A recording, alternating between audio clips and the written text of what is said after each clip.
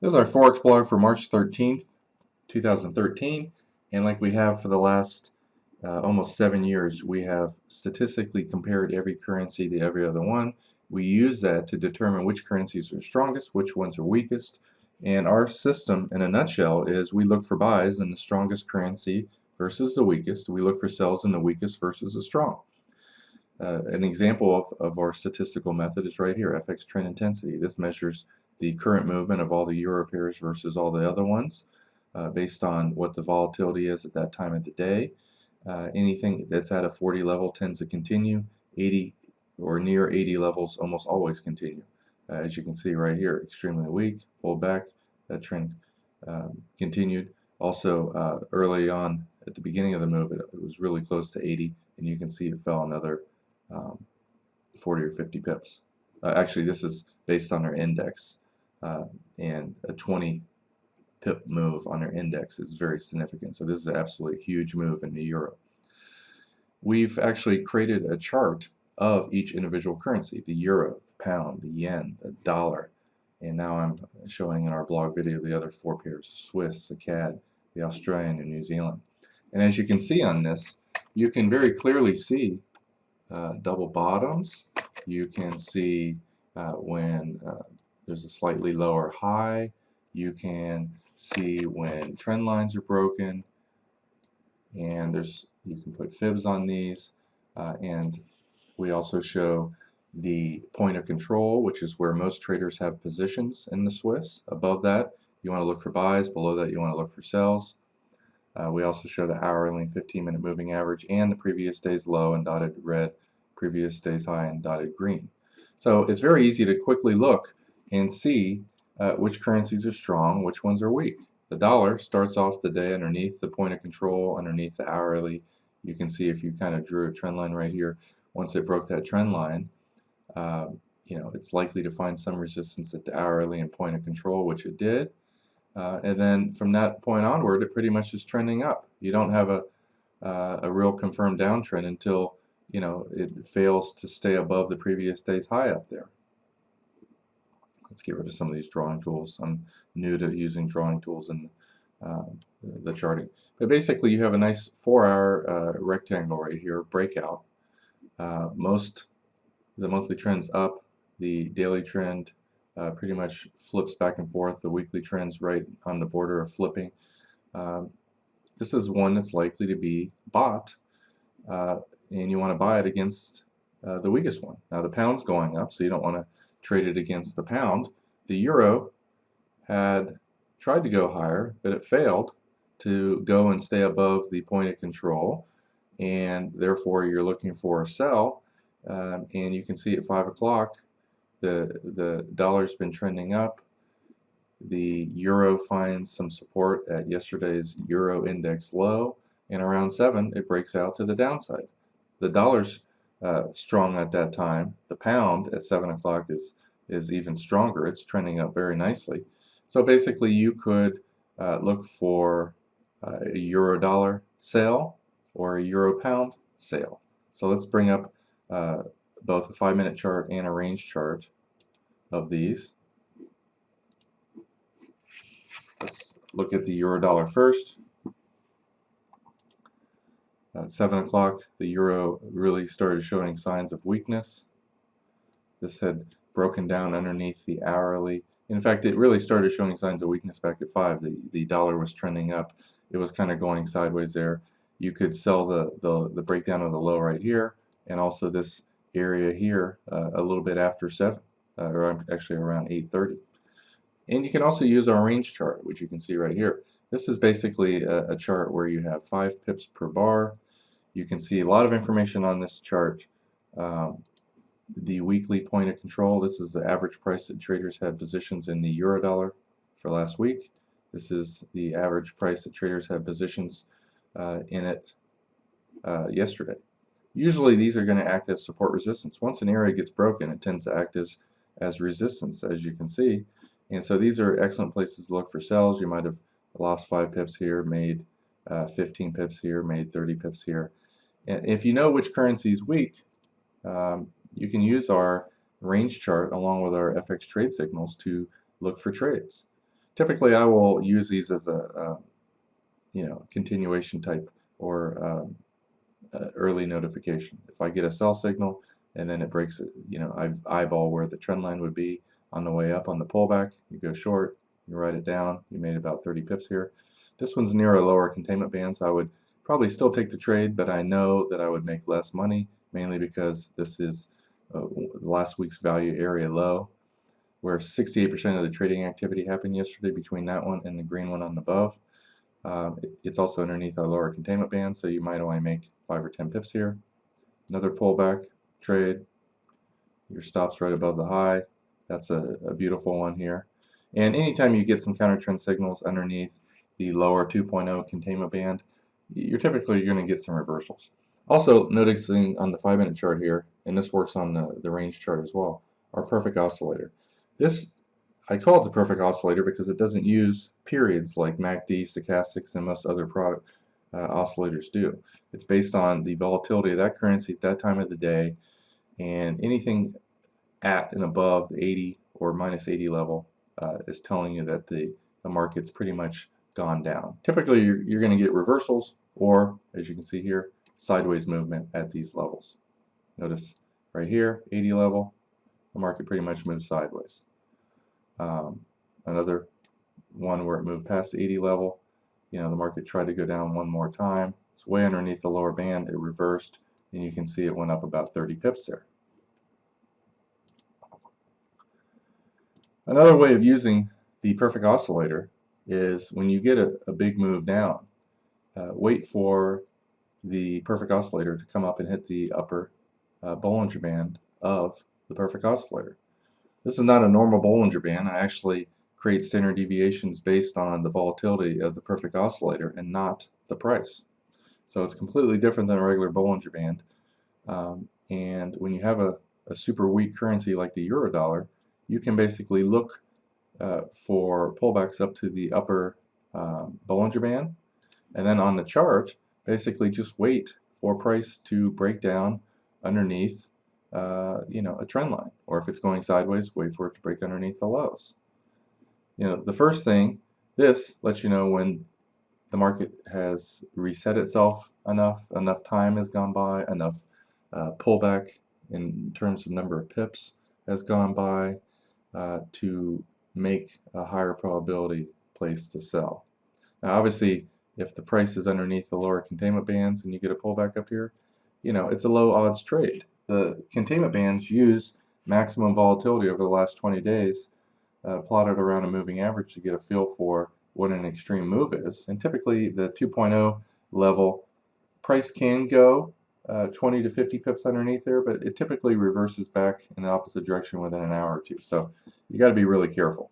So in other words, underneath the lower band, if you wanted to do some quick counter trend trades, for a few pips here, maybe 20, 25 pips in the second instance, you certainly can do that. So let's look at some other examples. We saw that the pound was very strong. The euro initially broke down at around 5, and then it really started making new lows around 7. So let's go take a look at the euro pound. This is another excellent one to be selling. And I'm just going to use this on the 5-minute chart.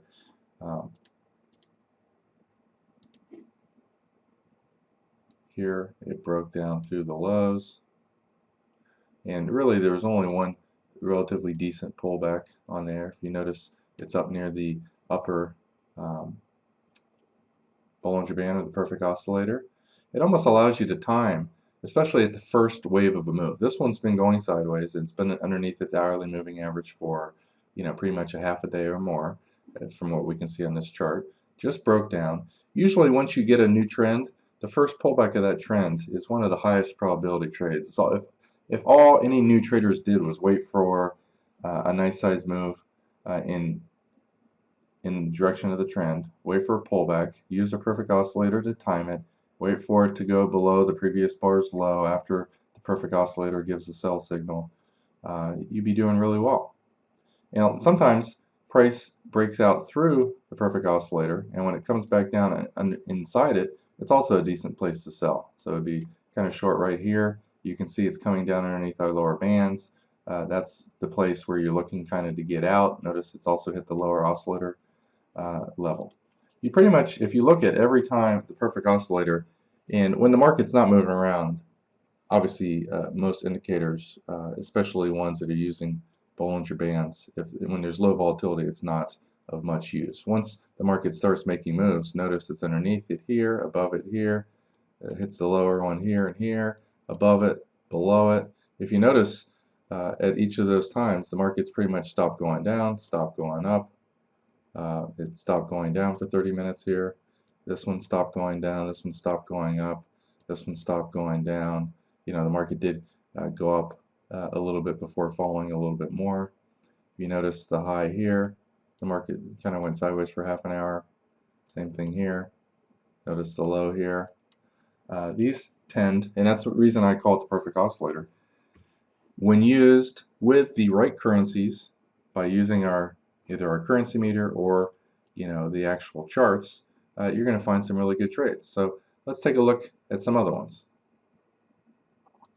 You can see the Swiss. It's got a low here, slightly lower high. When it breaks down underneath the previous day's low right here, it's a sign of weakness. Which one was strong at 8:30? Well, you can see here the CAD, it had a false breakout underneath the low. It also broke through the trend line at the same time, came back into yesterday's range at the same time. So obviously the CAD Swiss is an excellent one to be buying at 8:30. And this is how you use our software.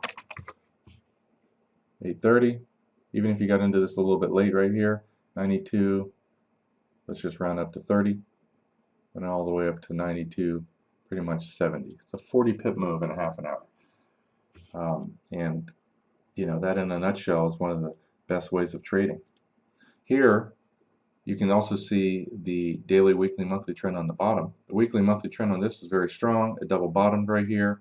It broke out through this range and above the point of control.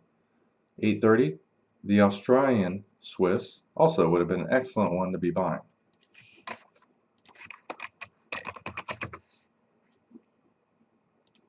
As you can see from this chart, 8:30, this chart also was going sideways with a slightly higher low. Volatility's getting lower and lower here. Most of the time it's been in a very low volatility range, breaks out, and you can see this one went up about 25-30 pips. Notice this nice pullback right here. This is kind of what we're looking to do. And if you go back and look at the regular chart, you can see the exact same thing happened on the Australian chart. You got a breakout from below to above the point of control, and then you got a nice pullback right here. And at 12 o'clock, it was continuing that trend. You don't know if it's going to explode up and go above yesterday's high, but typically after an hour or two pullback, you're going to get an hour, hour and a half of upwards movement. So at 12 o'clock, the Swiss is still weak. You have a very high probability trade by buying the Australian Swiss. And as you can see, coming up to a little bit before 12 actually, this one broke out. And the Australian was at a support area. The Swiss was kind of going sideways, was showing really no signs of strength. And you can see that this trade went up about 25-30 pips. Very high probability trade and a very easy way of trading. Just watch the currency indexes for signs of continuation. And there's so many different ways of trading with this. Advanced traders can look for examples, failures at the previous day's high, or in this case a breakout underneath the previous day's low, tried to go lower again and failed. What a great place to go long, especially since the weekly, monthly trend are up. The fact that it couldn't get above the previous day's high, not once but twice, great place to go short, especially right here at 10. So which currency was strongest going up to 10? Let's take a look at the previous group real quick. 10 o'clock, The dollar's trying to break out above the previous day's high right here. So you certainly could look to do a dollar CAD sell. The dollar's strong, the CAD's looking to reverse. And you can see from this chart, right at 10 o'clock, this one did break out. And it went up about 15 pips in 10 minutes. Not the biggest trade in the world, but a very high probability trade because one currency was showing signs of it continuing up. And it didn't really explode up, or else this trade would have probably been a 30 to 50 pip move.